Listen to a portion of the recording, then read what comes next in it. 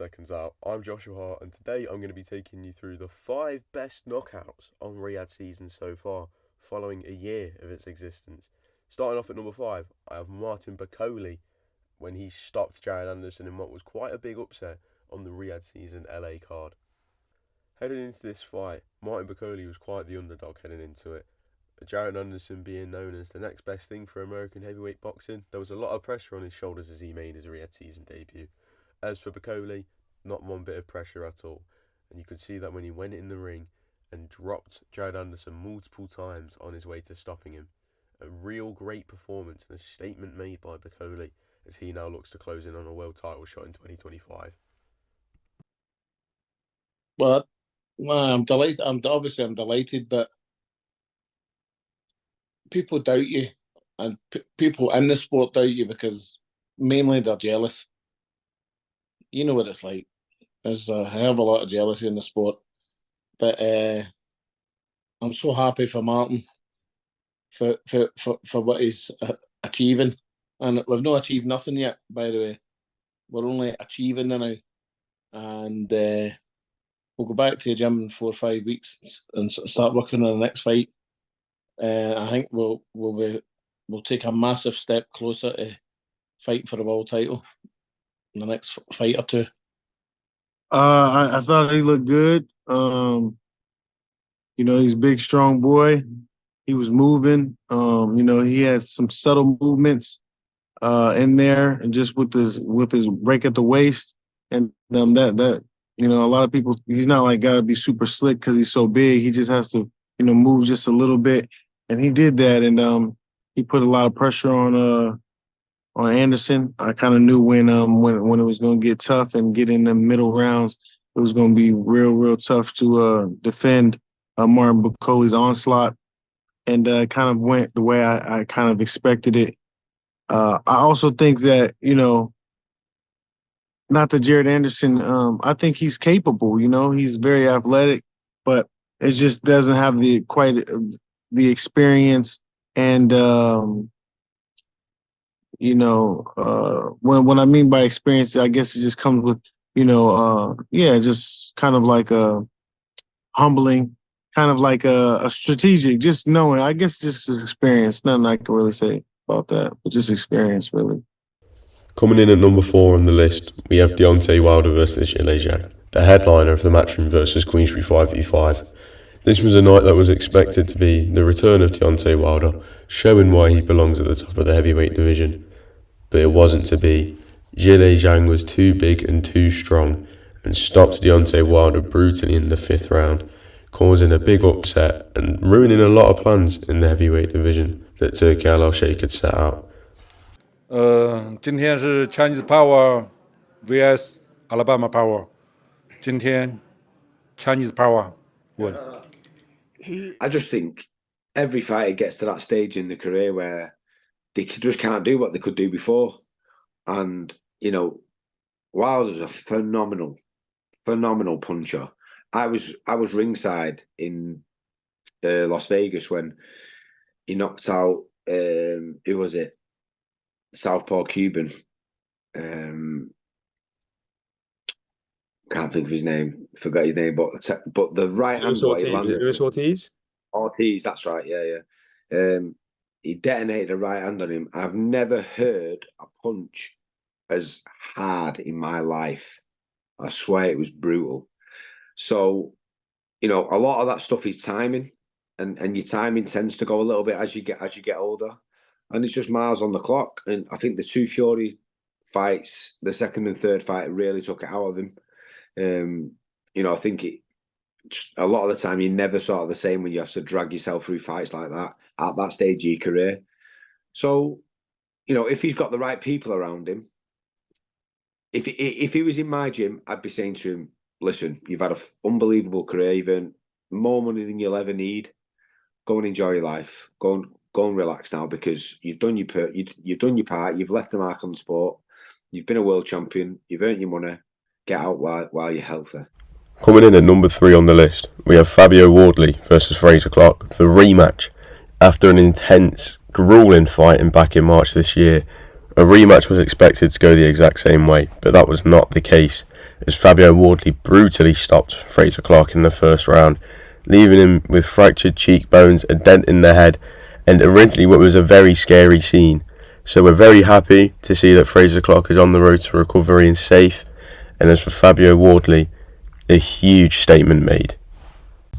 Look, you're asking me what I'm doing when I'm here to rip up scripts. I'm here to do things different. I think a lot has been said about my background and kind of where I've come from and how I've forced my way through the boxing scene, I really think. And beating an Olympic bronze medalist tonight is really a statement. In the fashion is a statement as well. So look, I'm here to do things different, do them in style, show off a little bit, but also just prove that as long as you love the sport of boxing, you love the game, and you commit yourself to it, you dedicate yourself to it, you can make it big in this game. Absolutely not. Were we expecting Daniel Dubois to come in and march down AJ from start to finish? I don't think so. The manner of the victories, not predicted. But he's a big puncher, Fabio Wardley, and he's a tough guy and he's a wild guy, and he caught him well. Frazer never really recovered. The temple shots, the body shots I thought were great, and that last shot, what a sickener. And yeah, it was over as he went down. You could see his distorted face. Really felt for Frazer. That was a horrible way to go, but that's heavyweight boxing, and all credit to Fabio Wardley. It was, as you said, a destructive win, a fantastic win, a statement win in front of Turki Al-Sheikh, of course, just like Martin Bakole had done at a higher level, I guess, out in America. But yeah, Fabio Wardley's got to be in the mix now. It's amazing, his story. You know, we talk about Liam Cameron's story and coming back from all his issues and Tyson Fury back in the day, but it's a pretty good story Fabio Wardley's got, and I don't think anyone's really gone to town on it yet. The white collar fighter who never had an amateur fight, and he's just learning bit by bit. I think it's brilliant, and I think that we should really get behind Fabio Wardley, and hopefully he gets big fights now. He could be in the mix with the Zhangs, the Parkers. He is right there, and he's another one to add to the magic pot for Turki Al-Sheikh. It's great. Number 2 on the list, we have Jai Opetaia versus Elisaro. Back on the Day of Reckoning card in December 2023, Jai Opetaia showed the levels and destructively, brutally knocked out Elisaro in just one round. A result that was expected in the boxing world, but not as brutal as that, and definitely not as early either. A knockout of the year contender last year, and one of the best knockouts in Riyadh season so far, hence why it has a spot at number 2 in my list. Of course, even the international, experience that we've been getting as a professional. You just do nothing but growth. The sparring, the fights, the traveling. It's just we're ticking more and more boxes, and we're progressing from everything. Every camp that I have, I've only had 2 fights since the Breeders' fight, but I've had so many camps. You know what I mean? We've been preparing for fights, then pullouts. But even though they've been pullouts, while we've been preparing for those fights, we've grown, we've learned, So it's all been positive, and I'm looking forward to, putting a stamp on the last fight. Yeah, I mean, I don't listen too much to hype and people. At the end of the day, if I listened to that, I would never beat Lawrence. I was going to get wiped out by Lawrence. I was going to get, Lawrence is going to eat me up, and Lawrence is going to do this and that. And we just know what I'm capable of in the gym, and that's all that matters. Is the people that see me every day. They're the ones that know how good I am and know how good I can be and I can box. And look, it's not an easy fight. No fights at this level are easy, but it's a fight we believe I can win against Opetaia. And the hype is because he's boxed Jordan, and beat him in 4 rounds, and then Elisaro in 1 round. With respect to both those guys, this is what I said to Jordan in the changing room after. I said, look, you've jumped up a lot of levels here to go and box at world level. You've sort of missed all. He was sort of on the fringe of.